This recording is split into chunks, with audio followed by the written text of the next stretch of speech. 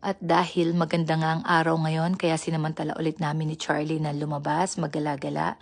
At nasa school naman ang mga bata, kaya time namin na mag-relax-relax muna.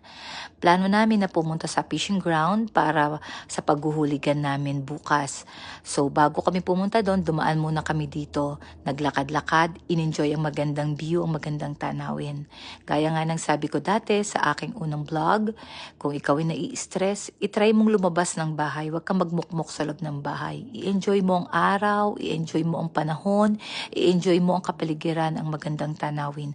Dahil napakalaking tulong talaga para mabawasan o mawala ang iyong stress. Sa akin na personal, malaking tulong ito.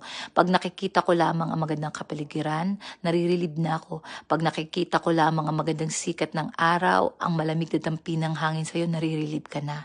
So itry ninyo, huwag ninyong samantalahin na magmukmuk lamang sa bahay, kundi i-enjoy dahil ang panahon hindi mo na kayang ibalik. Kaya habang may pagkakataon, go lang ng go. Mamasyal kayo. Para sa akin, ang Alaska ang isa sa pinakamaganda ang view, pinakamaganda ang nature. Bukod syempre sa Pilipinas. Isa sa magandang nakita kong lugar ay ang Alaska. Syempre more on wildlife and more of nature. Yun lang.